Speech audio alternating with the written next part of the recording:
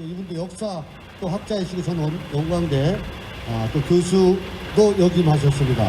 현재는 우리 공화당의 애국정책 전략연구원이신 역사학 박사 우리 이주천 원장님 모셔서 발언 듣겠습니다. 네, 안녕하십니까. 날씨가 굉장히 추운데 계신 유튜브 동지들, 우리 공화당 그리고 서울시민 여러분 인사드립니다. 제가 여기 온 지가 세 번째입니다. 김종인 씨 비대위원장하고는 저하고는 같이 대학 교수를 했다는 같은 직업이라서 같은 어떤 그런 동정상리랄까 그런 참참한 마음을 가지게 되는데, 경제학 교수로 15년 동안 서강대학에 서 있었기 때문에 경제학이 뭡니까? 이데올로기라든가 가치라든가 이런 역사하고는 동떨어졌습니다. 그래서 결국은 김종인 씨가 이렇게 비례대표를 5번을 하면서 좌익 우익 정당들을 넘나들면서 기득권 정치인으로서 온갖 단물을 다 빨아먹었습니다. 그런데 이분이 21세기에 와서도 나이가 지금 80이 넘었는데 정치를 다시 하겠다 해서 거의 자유의 국민의힘당에 탄핵 세력에 엎여가지고 지금 정치를 하겠다 해서 당명 이름을 국민의힘 정당으로 바꿔치겠습니다. 이게 제약회사 이름입니까? 강장제 회사 이름입니까? 정당은 가치관과 이념으로 뭉친, 동지어로 뭉친 정치 결사체예요. 이 정당 이름 가지고 과연 야당이 제대로 이 주사파 독재 정권과 투쟁할 수 있다고 보십니까, 여러분? 이건 아니에요. 그래서 이것이 이 국민의힘 정당은 이중대 정당, 사쿠라 정당으로 하였습니다. 우리 국민들은 지금 어느 정당을 찍을지 지금 길거리에서 헤매고 있는 것이 우리 애국 국민들의 슬픈 현실입니다. 첫째, 김종인 비대위원장은 야당의 정치를 할 자격이 없는 인물입니다. 온갖 기득권 세력으로서 5번 비례대표제로서 호의호식했던 인물입니다. 오늘날 지도부 정권이 등장하는 가운데 김종인 국회의원은 과연 무엇을 했습니까? 박근혜 대통령 탄핵할 때 그는 무엇을 했습니까? 반성했습니까? 사과했습니까? 그는 주사파 종북 세력의 정체를 알고도 남을 정치인입니다. 그러나 그는 아무 말도 하지 않았습니다.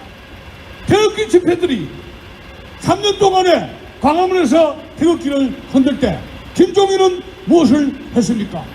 그는 호의호식하면서 아무것도 하지 않았습니다. 비례대표제 5년이면 재산이 쌓이고 산이고 돈이 철철 넘칩니다.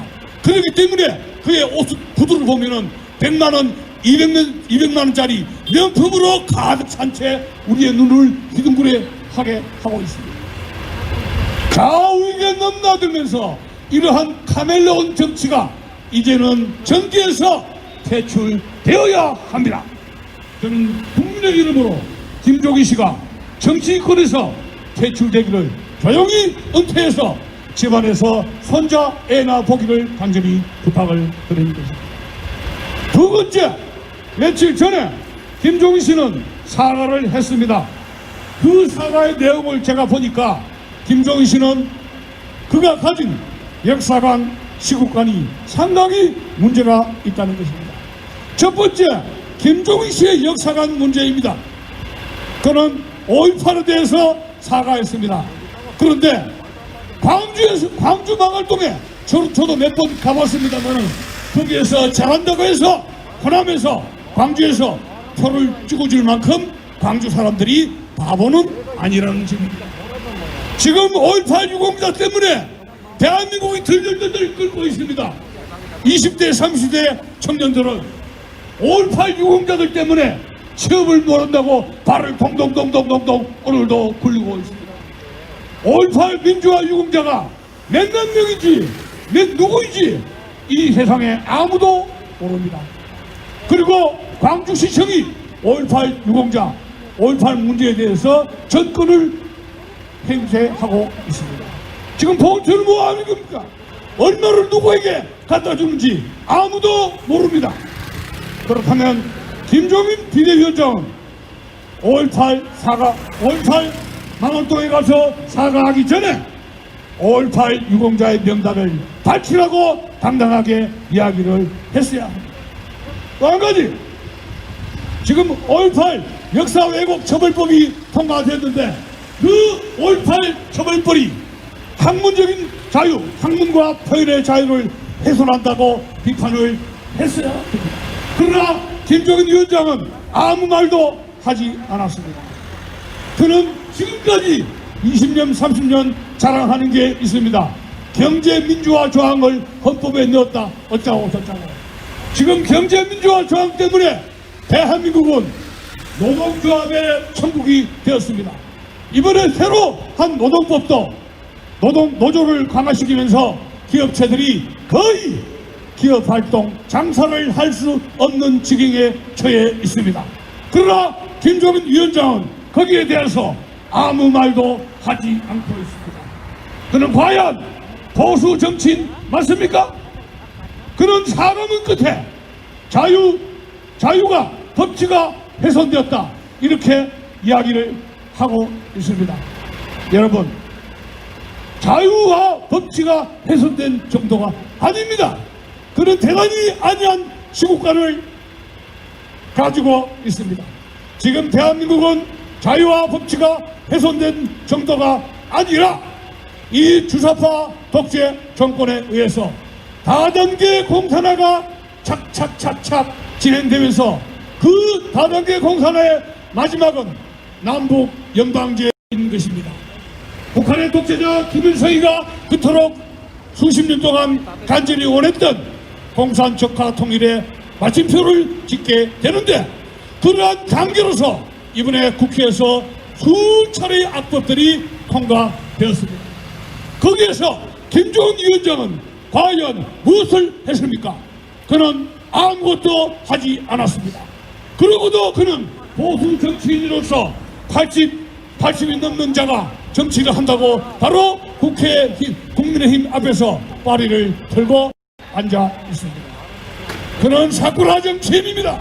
박쥐와 같은 인물입니다. 여기에서 우리는 지금 남아있는 것은 바로 야당 쪽에서는 우리 공화당뿐이라는 사실입니다. 그의 비뚤어진 역사관, 안이한 지국관으로는 대한민국을 구할 수 없다는 것이 이제는 백일하에 드러났다는 놀라운 사실입니다. 우리 공화당 그리고 애국 시민 여러분, 전 세계가 이 대한민국과 우리 공화당의 애국적 투쟁을 오늘도 지켜보고 있습니다. 4.15 총선에서 중국 공산당의 하위에 의해서 대한민국의 4.15 총선이 완전히 뚫렸습니다. 빵꾸가 났습니다. 그렇듯이 미국의 11월 3일 대선도 중국 공산당에 의해서 완전히 빵꾸가 났습니다. 즉 그것은 한국과 미국은 같이 가야 될 운명의 공동체라는 놀라운 사실입니다. 우리는 앞으로 미국 대선 트럼프와 바이든의 그 승부에 따라서 대한민국의 운명은 무너지고 이 지구상에서 자유민주 체제가 존속하느냐, 아니면 놀라운 중공이 좌지우지하는 디지털 전체주의 독재 시대가 개막되느냐, 이러한 분기점에 서 있다는 놀라운 사실입니다. 앞으로 역사가들은 주목을 할 것입니다. 우리 공화당 여러분들이 그리고 대한민국의 애국 시민들이 이 디지털 독재에 맞서서 얼마나 어떻게 열심히 싸웠는가, 그런 기록을 남길 것입니다. 우리는 끝까지 투쟁해서 우리나라를 지키고 자유진영을 지키도록 가열찬 투쟁을 해나갈 것을 결의합시다. 감사합니다.